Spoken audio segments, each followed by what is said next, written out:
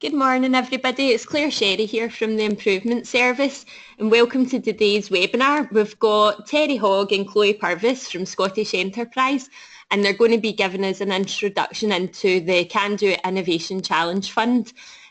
So I'm sure it will all be of interest to you and see how you can get your bids in or whatever. So it's just as usual in terms of the run through.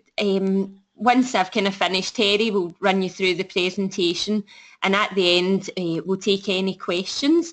What to do if you have any questions, you should see a box on your right hand side that should say for questions in chat. Just anything as we're going through in the presentation, just fire them in that little box there and I'll pick them up at the end and read them out for Terry and Chloe to answer. At the end of questions, I'll just do a kind of quick summing up and then as usual, once we've kind of finished the webinar, there'll be a short evaluation survey which would be great if you could all fill in. And then after the session, we'll upload the recording and slides and things like that onto the Knowledge Hub, send you out a link so that everybody's got access to it or in case there's anybody else in your organisation you want to send on to. So hopefully that's everything from me. So I'll just pass you over to Terry and Chloe for the presentation. Thank you. Okay, thank you, Claire. Well, good morning, everyone. My name is Terry Hogg. I'm leading on the development of this new National Innovation Fund, and I'm joined here by my colleague Chloe Purvis, who's leading on the marketing column. So I'm going to run through the slides, and both of us will hopefully answer some of their questions towards the end. In terms of the presentation, I'm not going to go overboard here. I think maybe 10-15 minutes, quick run through the main gist of the fund.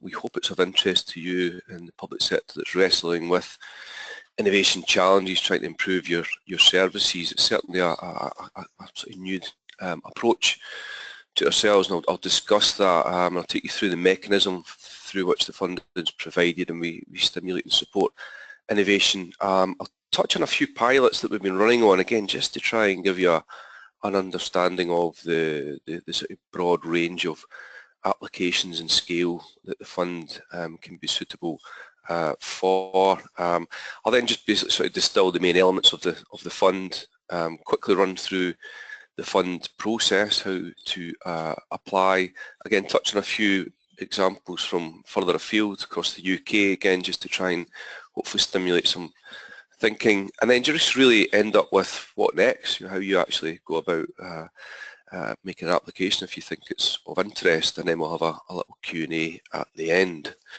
So just to sort of kick off, this is the first thing is it's, Scottish Enterprise are leading on this, but this is very much a national innovation project under the Can Do Innovation banner that John Spinney had set up about a year ago or so.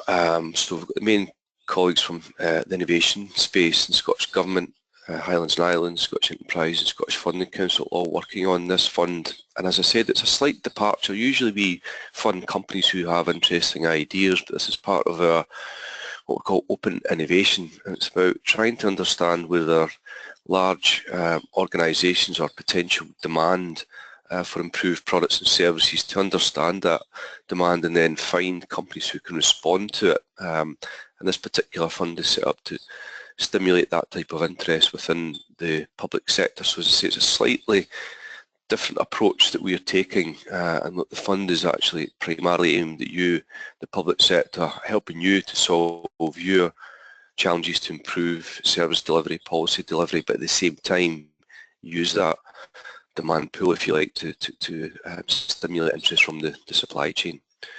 So I'll just skip on just the first slide, if I can skip on here. I'm seeing to have a wee issue. There we are. Okay, so this really just a wee graphic. All I'm going to do here is just see, it's not an overly complicated slide, but it's worth emphasising how this fund works, and it's using a bit of jargon here, but it's basically a procurement of innovation. So rather than grant funding companies, what we're doing is funding you, the public sector, to identify, define your innovation challenge, and then go to the marketplace to seek innovative ideas. So in this example, we have the challenge identified here.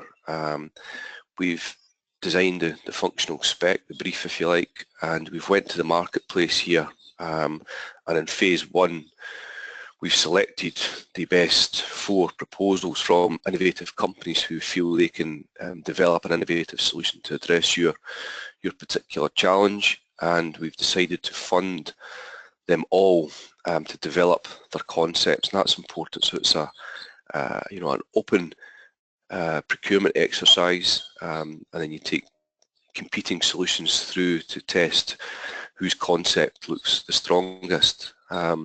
It's phased in that at the end of that proof of concept phase, you've got an evaluation point, and in this example you've taken the best 3 concepts through into a prototype phase, again funding them all in a sort of parallel and competitive manner.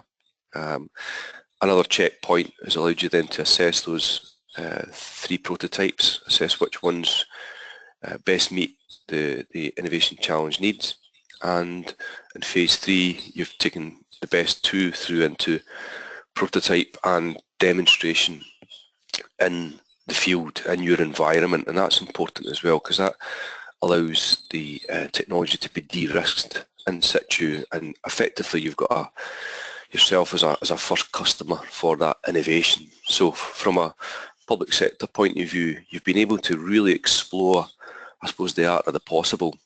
Not every innovation challenge will be suitable. Some you'll maybe want to test yourself or with certain suppliers, but this is really aimed at, let's take it to the marketplace and let's really explore what's out there, and then take those ideas through in a phased and competitive manner, which allows you, as I say, to explore the solution space but really de-risk the process, because at each stage you're taking only the strongest designs forward and again into demonstration, so you're at a point where you have a solution that's field trialled effectively and should be suitable for future procurement. Now, again, to use the jargon, this is a technique and an approach that's been promoted by the European Commission called pre-commercial procurement. And effectively, using this tool, once you have demonstrated the leading solutions, you actually are legally obliged to go back to the marketplace to tender any future procurement. So that's a tried and tested approach that we are adopting and running with partners at the UK level and at the Scottish level in terms of existing processes and documentation that we can provide. But it's worth pointing out that the Scottish Government and ourselves are looking at, I guess, a wee bit more detail than you probably need at this point, but it's just to flag that we are also looking at other procurement processes, particularly innovation partnerships and other what's termed negotiated procedures, which effectively have the potential to lock in the procurement phase as well. But the point is that we define your challenge, go to the marketplace and fund the companies to develop their solutions on a phased basis and competitive basis. Now, from a company point of view, and what's really interesting from Scottish enterprise and initial projects have shown there's a real demand out there for this, is that the company gets sight of a real problem that if they solve it, there's the potential to sell into yourselves, but further afield as well. That insight, that clarity of a real problem is really attractive to companies. Also, by virtue of it being a procurement exercise and open and transparent, it is not a state aid, so it's not a grant fund. So the companies, if they're successful, can secure 100% funding for their R&D.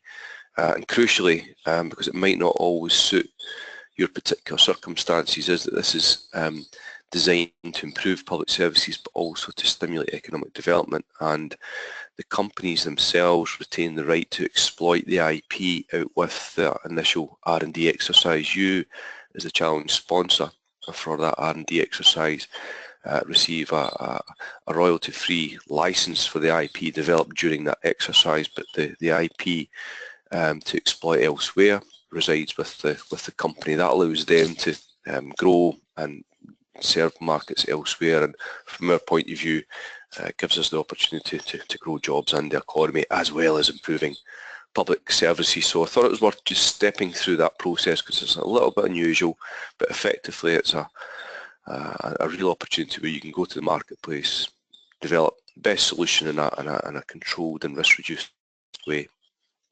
And skipping on to the next slide. So just thought I'd highlight, we've been at this for a little while, just really testing the approach, and just thought, I'm not going to get into too much detail on any of this, but I really just want to explain some of the work we've been doing just to try and give you an idea of the sort of variety in terms of the applications and also the scale of exercise we've been looking at. So one of the first ones we've used in using the pre-commercial procurement approach was with Scottish Water. That's working with Highlands and Islands colleagues as well. And SEPA were involved there as well. And really what was looking at, how do we get nasty chemicals out of the water system? There's these things called priority substances and so EU legislation at the moment, and it's a real challenge for the water industry to identify techniques which can extract those nasty substances in a cost-effective and efficient manner. So we kicked off a project that explored, went to the marketplace and explored 7 actual solutions in the initial proof of concept phase, and funded them all up to 30k over 6 months to really develop and test the proof of concept. It's then dropped into taking the best 2 of those through into a prototype development and demonstration in Scottish Water's test facilities, and that's around about 150k for each of the winning companies to develop those prototypes and test them, and roughly running about sort of 12 to 18 months duration from that phase 2 exercise, with the view that then Scottish Water potentially would be procuring, and the companies then could tap into the wider UK water market and ideally international one. NHS we've been particularly active with in the pilot phase. They're part of Scottish Enterprise's Open Innovation Programme. We're providing a bit of support to help them invest in staff and processes and approaches to open innovation, the result of which we've covered quite a lot of demand there for improving health service delivery in terms of the quality, but also the cost of delivery.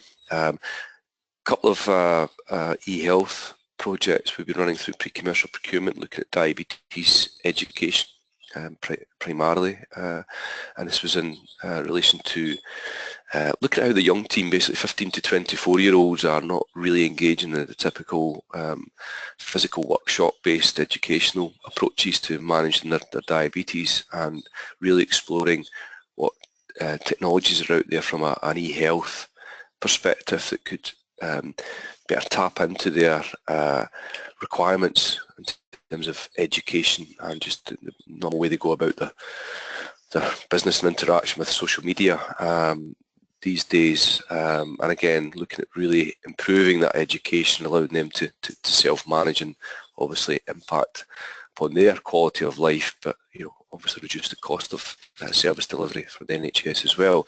So we funded 5 companies after the initial proposal stage to develop the concepts. Again, 6 months, 30k each to develop those concepts, and we've just over the last month selected the best 2 of those to go through into prototype and demonstration within the NHS, within a couple of test beds in various local health authority areas, and really looking then at that next stage of prototype test and the health boards, but then procure in NHS Scotland and then into the wider NHS area. Similarly, dermatology we've been wrestling with, and this might be common across a number of service areas you're looking at, that you've got a finite number of folks with the expertise. In this case it's dermatology, increasing demands, and the same or reducing budgets to deliver that service. So looking at how you can reconfigure the service from an e-health and workflow point of view, but also looking at improvements in imaging technology which can allow you to better diagnose particular dermatology conditions. So again, went to the marketplace, selected the best 5 concepts, and again about 30k each over 6 months, just awarded those contracts. And then we'll be taking the best 2 of those through into prototype development and demonstration, similar to diabetes, about 150k, about 12 to 18 months.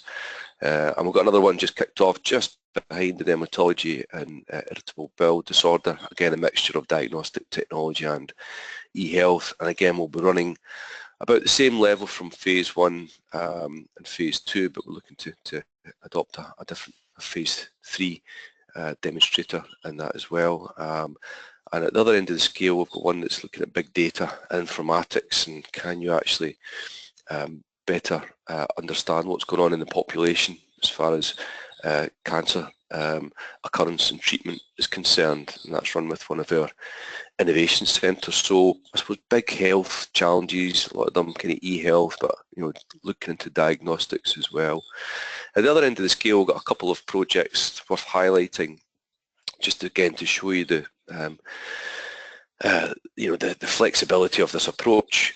We have Transport Scotland looking at piggybacking on the A9 dueling and the fact that they're putting digital communications infrastructure into the A9 dueling, and can they utilise that to one, improve tourism sector and improve the ability of folks to I suppose take detours off the A9, visit local businesses, spend more money as they're travelling up the A9 and tap into that infrastructure. And also, can they use the infrastructure, the comms infrastructure, to better understand the condition of roads and improve operation and maintenance. And they've run projects through a little digital accelerator with our colleagues at Scottish Government called CivTech, but effectively using the same pre-commercial procurement process. But again, total opposite end of the scale.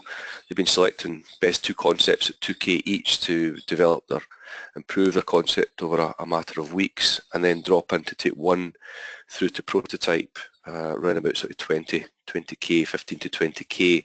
So again, very small scale, faster process, but again shows you the flexibility of that.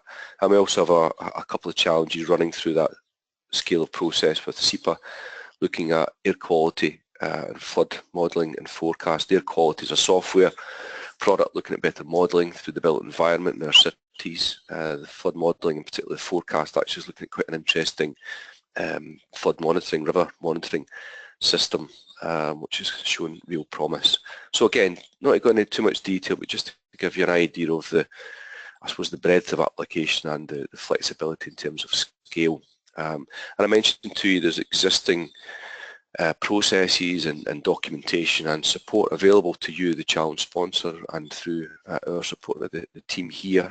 Primarily we've been using the UK version, which is called the Small Business Research Initiative, or SBRI, but effectively as a set of documentation and support that adheres to the legal principles behind pre-commercial procurement and gives you the comfort that that's done in a robust manner. As I say, we've also working very closely with colleagues at Scottish Government who are running similar pre-commercial procurement, smaller scale, linked to a physical incubation facility in Edinburgh through Codebase, and it's called CivTech, but effectively the same process. In the fund, we are quite comfortable, and through time, folks will develop their own robust processes using perhaps some of the negotiation procedures or their own customisation of pre-commercial procurement, and we're happy with that too. But it's just to say the infrastructure and support is available if you don't have that to hand. So just in terms of the key elements of the point, I'm going to whiz through the slides now. I just really wanted to explore and give you the context to it. So I say we're moving from our pilot phase, and we're now looking to move away from individual organisations doing their own sort of pilots and sharing knowledge in a sort of discrete manner to a joined up approach where we can scale up and coordinate our activities, particularly when we promote this agenda to the public sector. As I mentioned before, it genuinely is, it sounds trite, but genuinely is a national Team Scotland approach, very much with ourselves, Scottish Government, Funding Council, particularly with our innovation centres, and our colleagues in Highlands and Islands. I mentioned to you the competitive fund is available to support you, the public sector, to address your innovation challenges, and the process, as explained previously, will reduce the risk and optimise a solution for you, the challenge sponsor, give you a customised solution to your needs, and there's plenty of evidence that that approach will give you long-term benefits in terms of service quality and certainly procurement cost reduction. Just a wee example, not to read too much into it, but just the NHS have invested 52 million over the last 4 or 5 years in this approach, and have identified over £1 billion of potential savings. So it's some big ticket potential savings there. From our point of view, an economic development perspective, we've been really encouraged by the interest in the supply chain and these calls. That first customer, that clarity that there is a market there is really enthusing them. And that, in my experience, is the critical point. Even if you're on the money in terms of having a bit of market insight and being able to develop a prototype, actually finding someone who's willing to be that first customer is often the most difficult barrier to surmount in innovation. This starts with that challenge, starts with that customer, starts with that demonstration environment, and works back the way. And again, from my point of view, it's important to identify challenges, and I'll touch on this at the end. It's about providing better public services, but also a route to a significant market, ideally a springboard into export market. Not all challenges will be of that ilk, but that's the real prize for us. And again, 100% funding is quite unusual in economic development circles. It's usually a percentage of grant support. If you're at the proof of concept stage, you'll get more of a percentage, but as you move towards the market, that tails off, and there's usually a big gap, the valley of the death, crossing the chasm. It's various terms in innovation speak, but this is a different approach. It's not a state aid. If the companies win the contracts, then they're funded 100% to develop their ideas, and crucially, as I said before, they retain the right to exploit that IP and realise that economic impact. Now, we're not taking a leap into the dark here. We've spent a lot of time looking at other countries, in particular the States. It's a surprise to me, and maybe a surprise to some folks, but the so-called freest of free markets has actually been employing this approach of utilising public procurement to fund R&D through their federal R&D budgets. They're mandated to spend around 2.5% of their federal R&D budgets on this mechanism. They're allowed to restrict it to US companies as well through mechanisms that I'm not entirely clear about, if I'm being honest, but anyway, they view it very much as a real fundamental part of their economic development system, and there's some figures would suggest that equates to 2 billion per annum injection into their system, which is larger actually than the investment in venture capital going into tech firms. In the UK, mentioned the SPRI, we've been working with. They've been scaling up the activity, and in 2015 they put 75 million through various government departments, and recently we've been working very closely with colleagues in Wales, Northern Ireland and Ireland, and sharing knowledge and experience on different approaches. But this idea of a fund or a competitive fund to stimulate interest within the public sector and demonstrate evidence of success within this procurement of innovation approach is proving successful. Now, this is a 4-year project, and it stacks up in its own right from an economic development and service improvement perspective, but it's almost like a means to an end. The long-term goal for us is to have an aspiration similar to some of our European counterparts and the folks in the States as well, whereas some of the European countries, specifically France, Holland and Spain, are earmarking or targeting percentage of their procurement budgets to go down this route. Figures from sort of 1.5 to sort of 2.5%. Now, I'm not suggesting we're going to go down this route, just to give you an idea of the scale of the opportunity. A 2% slice of the Scottish procurement budget would be an additional £200 million annual investment in innovation and in improving public services. So ultimately, that's where we're hoping to go with this project. And again, I'm mainly going to, and these slides will be available as for time reasons and yeah, just for interest reasons. I just wanted to really highlight a few different examples, just to hopefully stimulate some thinking in the audience, but really just to again really stress the flexibility that the technique can be applied to the types of challenges that can be applied to. Just pulling out a couple of them. The first one there is but looks like a really insignificant, app to improve stair use in healthcare. Department of Health funded this, £200,000 they invested in it. But yeah, the company's now selling into 90 countries, both private and public sector bodies, and has seen a significant increase in their employment through something that maybe didn't seem that interesting from a market opportunity to start off with, but yeah, it's been a real success story. Just looking at some of the opportunities, maybe local authorities, was colleagues in Wales, we're looking at portable renewable energy generation on brownfield sites to where there's not the economic justification to put permanent supplies in, but they're keen to look at low carbon systems, and interesting sort of mobile portable renewable energy generation system they developed through that.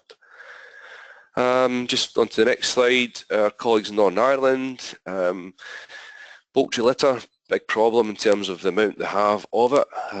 They were looking at a traditional R&D grant approach to try and come up with different approaches to processing that waste and looking at extracting waste energy off of it. They eventually went down the pre-commercial procurement route, was very successful, and they are now looking at combining that with a loan-based fund to scale up and look at a demonstrator plant. And actually the loan-based fund, albeit it's competitive repayment rates for the private sector company who've won it, they feel that that'll more than pay for the SBRI investment, so it's been cost neutral, and also bringing it down into sort of, a real area of concern with certainly Irish politics in terms of the way they're paid, but certainly across Scotland as well as non-domestic rate payments. They developed an e-health project which vastly increased the time and efficiency for them to understand who was in what building and what they're due. Sounds an obvious one, but a very physical based system was replaced by a software system, and that's literally paid for itself within the first year of operation. So again, maybe just touch on the bottom and the retrofit to future. This is about low carbon innovative retrofit for housing and social housing. The social housing area, I'm sure, there's lots of scope for improving affordability, low carbon aspects through improved innovative designs that could be rolled out across Scotland. So again, just wanted to give you a little flavour for the different types of projects that have been undertaken using this approach throughout the UK. So moving quickly on, just to explain the process, we have a competitive fund, and that's important. As I say, we've gleaned the information about this working through other countries and colleagues across the UK, but basically the fund stimulates demand from you, the public sector. You respond to the offer of funding through an expression of interest, very painless short form. But the competitive aspect is important because what we're looking to do is to prioritise the opportunities. We're looking for the innovation challenge which can realise the biggest impact. That's both from the public sector part, but also from the economic development opportunity that it provides Scottish companies, i.e. the strength we perhaps have in the supply chain and also the scale of the market opportunity. We'll take depending on the number of and scale of funds that, expression of interest that come in, we'll basically rank them, and we will take the top ranking ones forward for the procurement of innovation funding, and then obviously put the support into looking at the procurement of those solutions post demonstration, and also the commercialisation support that's available for ourselves to make sure we realise impact. And that's a really important focus for us, and a lot of the learning out other approaches has suggested we need to be focusing on that right up front, identifying that there is a viable route to implementation and procurement as early as we can. However, that's not the only support that's available. So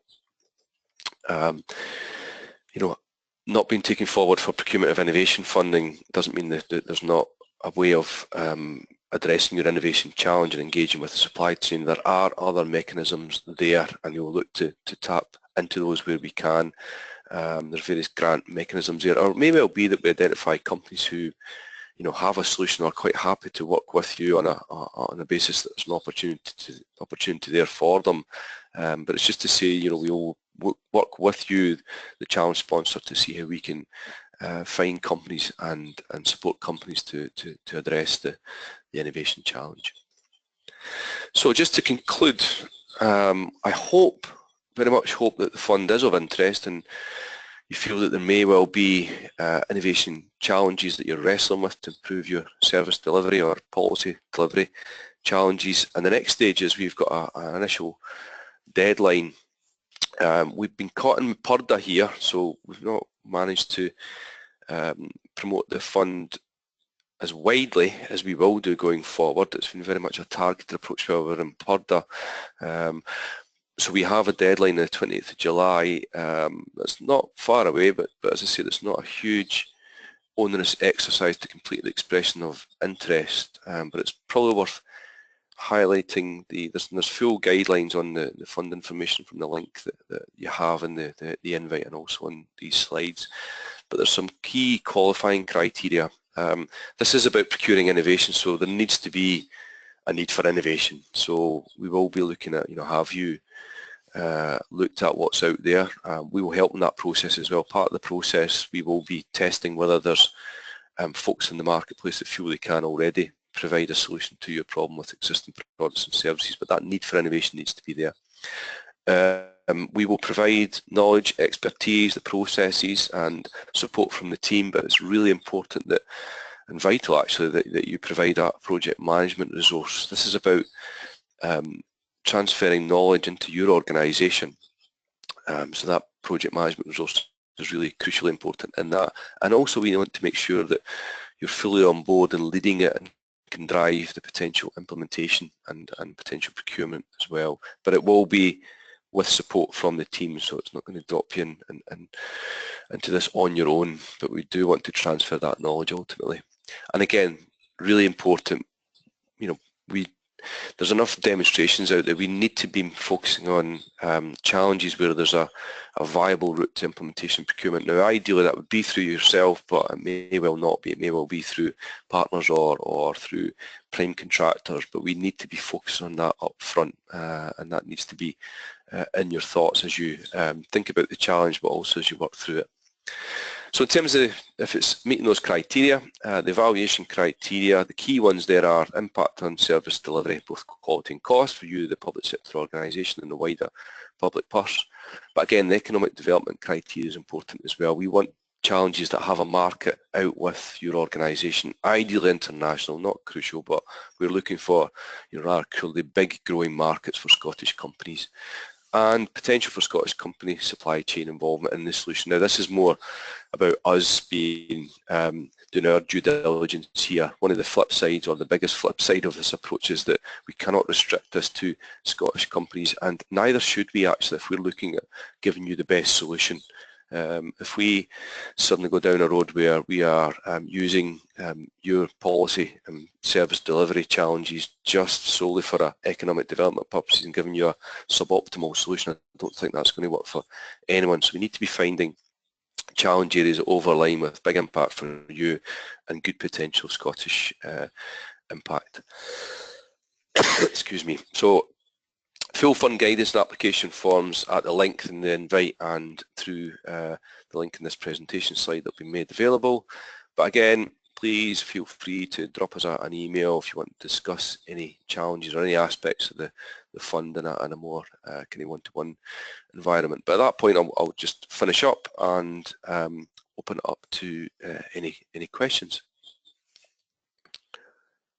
Thanks very much, Terry. That was really interesting. So it was just a wee reminder for anyone, you've got your questions box on the right-hand side if there's anything just to put through. And I guess, like from the presentation there's lots of examples that kind of Terry gave that's hopefully kind of stimulates some thinking for you. So if there's anything anybody just wants to send through question-wise, that'd be great.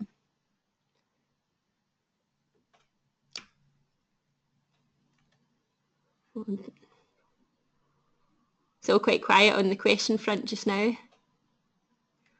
So just maybe I'll give it just quickly just to say that again, that the slides and the recording from today will go on the Knowledge Hub afterwards. So if anybody does have anything kind of further, just maybe needs to go and have a think about it, then we can follow up or whatever afterwards. But I think Terry and Chloe, you might be off the hook. I don't think we've got any questions at all for you. Well, that's either very clear or no interest, so we'll go for the former. I know, exactly. That's what I'm thinking. Everybody knows what they're doing, so they're just getting on with the applications now. Well, thanks very much, Terry and Chloe, for the presentation, and we can share the information afterwards. And it's maybe one of those things people need to have a think about and come up with some ideas and then kind of contact. Yeah, I think, sorry to jump in, Claire. I think Chloe's just noticed a question that's just came in there. To what extent does a developed solution need to be unique? Okay, it's okay if I just answer that one, Claire? Yep. Yeah, I mean, I think it's actually a really good question. There's no requirement for them to be unique, and in fact, in many ways, if it's unique, then by virtue of that, then there's pretty much not a solution that can be sold elsewhere. There is devil in the detail here, but obviously, each individual challenge sponsor will have particularly, nuanced requirements. But ideally for us, a common challenge to a certain extent, I don't know, like think of local authorities, so I don't know, social care, health care, and the real stresses on delivering those services. If we developed something with Edinburgh or Glasgow City Council, what we'd hope is that, yes, there may be particular aspects to Glasgow or Edinburgh's requirements that are unique, but there's enough generality to be able to roll that solution out on a national basis. So so it does not need to be unique, and in many ways, the best solution would be something that can satisfy your needs, but other folks have those. That's ultimately what we're interested in. I hope that answers the question. If it doesn't, then whoever's asked it wants a further chat about that, please just drop us a wee email to that address and some contact details, and we'll give you a call. That's great, Terry. I think we've got a couple other questions coming in as well just now. So the next one was about if you've been looking for products in the marketplace that don't meet the needs without extra functionality, for example, does the development of a fit for purpose solution that meets public sector demands the criteria? That, if I understand the question, that actually sounds like the ideal scenario. You've got a particular functional requirement. You have looked at the existing products and services which, may in some way or part way meet your needs, but they don't fully. So by definition, there's a need to develop that improved functionalities for that. That sounds like an ideal situation. Actually, you've identified your needs, you've done the due diligence, and there's a clear need for innovation there. Okay, that's great. We've got a couple here on kind of collaboration. David Brown's asking about would you be publicising the list of products that the fund's created so that the wider public sector can become aware of these and potentially benefit from them? Yes is the answer to that one. Well, there's a couple of things here. Even within the expression of interest, we've got a short description, a public description of your challenge, which we will be using to support whatever market consultation you've done in terms of promoting that challenge. But we're hoping at that point that, as well as companies being made aware that the challenge is there and expressing their interest either through existing products or an interest in innovation, but also maybe other folks who have that challenge, have that problem, and it may be a way to further develop collaborative approaches. But certainly one of the conditions of funding will be that there's a certain degree, not fully confidential information obviously, but a certain degree of information on the R&D exercise shared. That's both the sort of phase 1 winners, the phase 2 winners, and ultimately what's been successful implementation. And through that process, one of the key things that we're really keen to do is to ensure that we can support implementation procurement where we can. So again, but we'll do this very much in collaboration with the challenge sponsor. They will drive the process, but as much as we can, we'll encourage particularly local authorities, if there's opportunities to collaborate, certainly at the procurement stage. Okay. And I guess that kind of follows up with Susan Bishop's question. She was asking about the potential for organisations buddying up on collaboration and how this will be facilitated. Yeah, that's a good question, Susan. I mean, the way we've structured the fund, yeah, we would be fully supportive of collaboration. The only caveat would be that as we approve funding and then provide funding, we provide funding to a single legal entity. So someone would need to be the lead partner. We're quite comfortable if there's relationships underneath that, but there needs to be a lead partner that we deal with. We don't have the processes set up to contract with multiple parties in a collaborative sense. Not to say we couldn't through time, but we've kind of kept it simple and clean, and we'll be contracting with one organisation, but there's nothing to stop. In fact, we would really encourage collaboration throughout the process, but just with that little caveat there. Okay, that's great. Another question here about, can innovation be purely linked to a new approach that has better outcomes for individuals and the person's thinking about reducing reoffending? I think so. I mean, it's difficult to sort of get under the skin of what that would look like. I think, so to answer your question, yes. I think there's one quite recently where the Home Office, and I'm forgetting the name of the controversial campaign that they've got just now to try and reduce radicalisation, prevent, that's it, prevent. And they had a very high-level abstract challenge. It was about how could we basically and reduce the levels of radicalisation. So the technique can be used to really explore that the possible with a really high-level abstract challenge. If I'm being honest, what we're struggling with that to understand is, so it can be used, but in terms of the fund, what we're trying to look at as well, what's the market opportunity for that? Unless we start to get some level of granularity, I think it's difficult to see what the product might look like, certainly from a sort of application point of view. So I wouldn't rule it out, but I just think it was probably worth exploring that in a little bit more detail, in order that companies can identify if it's relevant for them, but probably more importantly is if we're assessing the market potential, we can ascertain what particular market it might play into. Okay, that's great, Terry. Thank you. I'm not sure if anybody else has got any kind of last questions before we finish up. I think that might be everything. Nothing else coming through. Right enough, I think your connection's maybe quicker than mine, but can't see anything else coming through there in the question panel. So maybe just finish off there. So just a massive thank you to Terry and Chloe for taking the time to present today. And like I said, we'll do the kind of follow-up after the session. Is there anything else you guys want to kind of finish off with, or?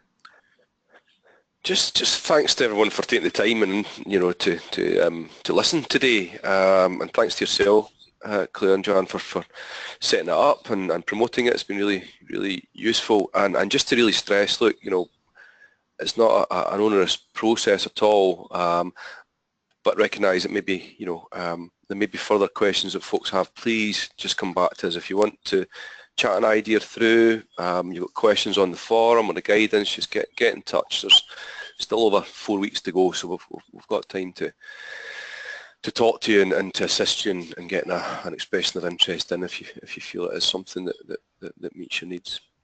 That's great.